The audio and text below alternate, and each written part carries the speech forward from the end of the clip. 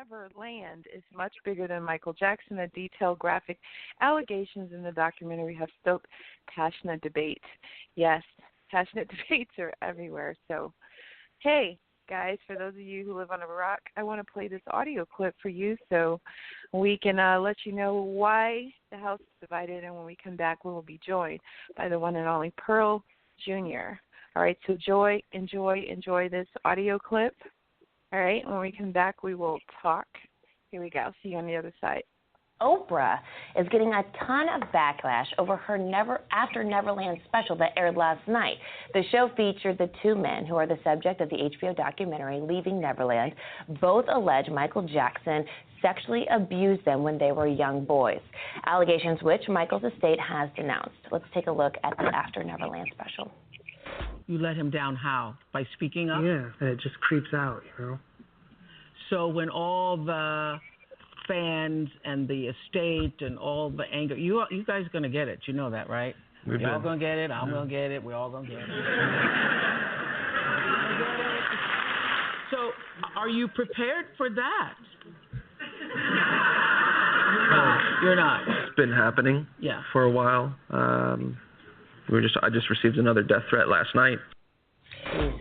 Oprah told the audience, which included about 100 abuse survivors, that the special transcends Michael. But the King of Pop's fans are not buying it. She's been called a fake, garbage, lots of snake emojis, tons of FUs, and things we can't even say on air.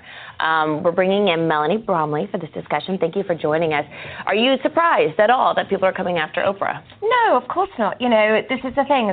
Michael Jackson was the biggest celebrity in the world at one point, and you know, it's very, very difficult for people to separate his art from him as a person and what these boys are alleging. I actually think what Oprah did last night, well, first of all, what the boys have done is incredibly brave. And what she did as far as explaining a lot of the questions that people who don't understand molestation and sexual abuse, it would have helped people understand why their stories changed and why they had to go through a certain process in order to be able to talk about it. Yeah, and it lets me know that Oprah hired a black Twitter analyst because she knew the lingo, she knew the repercussions. She was like, they're going to come for us after this. They're going to do it, which lets me know that Oprah knew damn well what was going to happen and the backlash that she was going to get. But she felt so passionate about this that she stood up and still did this. 100%. And she didn't have to do it.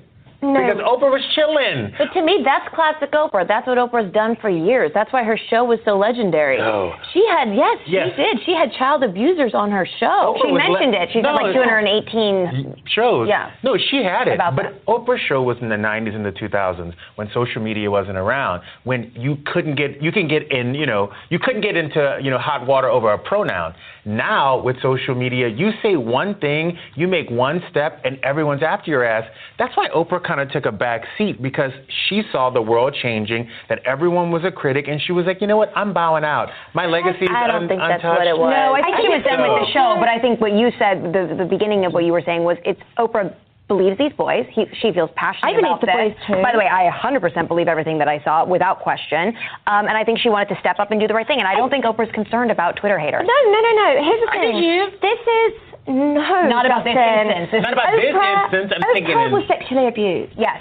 And Oprah understands the mind of a victim more than anybody else.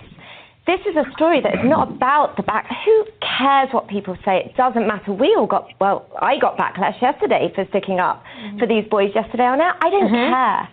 Like, she did this story because she wanted to help other people. I always see celebrity news as like a Trojan horse.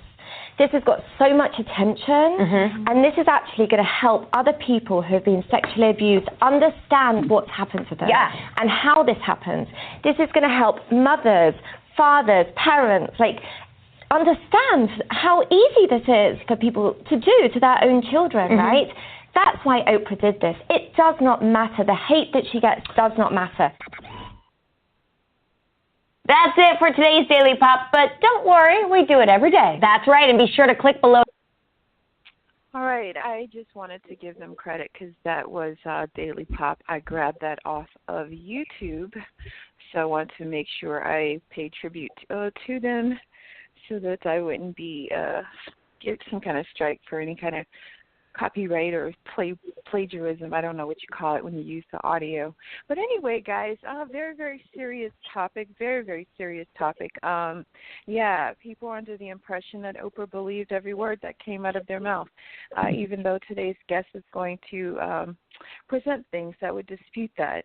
We are going to do our very best to kind of exegete the text and the audio to understand if this was about the mind. Should we protect our victims? Is that her perspective, or, was this something bigger? Was this PR? I don't know. But let's go on and ask an expert. Welcome, Pearl Jr., to the show. How are you? I am tongue-tied because I am really, really excited about you being here today. But welcome to the show. Well, thank you, Valerie. I'm excited about being here. Yes. So what's your mood like right now? Like if 10 was hot, spicy, where would you be between 1 and 10? I would probably be a 10 because I was, as a journalist and as a reporter that's been covering Michael Jackson since I sat in the 2005 trial. I know so much information, and this is probably one of the worst times that we've experienced since 2005, as far as his legacy, his reputation, and the criminality of him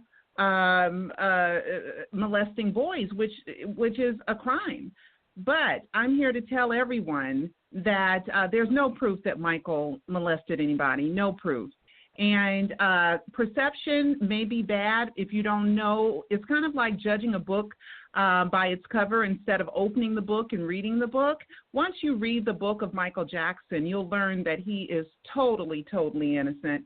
And his worst problem was he was naive. And he always grew up with people in his bedroom. I mean, he grew up with, 5 brothers, and they had triple-decker bunk beds. When they went on tour as children, Joe couldn't afford, everybody to have a separate room, so they shared beds, and beds weren't a place for sex. And Michael had nieces and nephews spend the night. He had slumber parties. He had girls. He had boys spend the night. But the media perception is it was only boys, and it was just him and Michael sleeping in the room together. And Michael slept on the floor or on a cot, like Macaulay Culkin said. But Michael's bedroom was 2 stories. So there would be slumber parties, and they would be eating popcorns and candy and all that, and then they would just fall asleep. And if Michael happened to fall asleep, too, in the middle of a movie, then Michael would wake up and make a cot on the floor, and he would finish his sleep out either on the cot or on the floor. So it's not what people think. The perception is they think Michael and him are in the bed and they're cuddled up in the bed. Michael slept with his clothes on, or his pajamas. And one thing that really disturbed me about their fairy tale, their pornographic, child-obsessed pornographic film fairy tale fantasy called Leaving Neverland, is they never mentioned Michael Jackson's vitiligo. They never mentioned his blotchy skin. That is something that would probably scare a child, where you see Michael, just as handsome as can be and all put together, and then when he wants to get naked or he wants to have sex with you, you see black and white spots. So they did not mention Michael's vitiligo at all because they never saw Michael Jackson naked. And then they talked about Michael's hair being a Brillo pad, Wade Robson did. In the 1990s, Michael had already had the Pepsi burn, so Michael was already putting hair pieces and wigs in his hair. By 1990, he was almost straight. His hair was almost straight. It wasn't like his natural afro from the 1970s. So when Wade said it felt like a Brillo pad, what are you talking about? Wade at that time had a perm. For white people, when they have straight hair and they curl it, it's called a perm. But when black people have curly hair and they straight, it's called a relaxer. So Wade Robson had pretty much a Jerry curl, okay? And so it would have felt the same because most of the wigs that Michael wore were based off of European hair. So, if Michael still had the Jerry curl type of hair, it would have been oily, and he didn't mention that.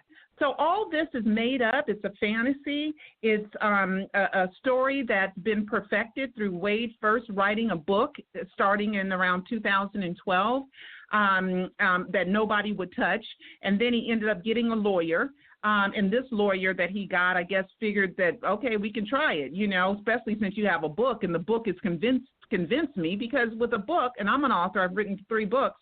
With a book, you can go back and you can double check your story, and you can get it right, and you can get all the chronology right, and you could stop the contradictions and all this other stuff. So that's where Wade perfected his story, was reading the book. And then when he filed a lawsuit against the estate in 2013,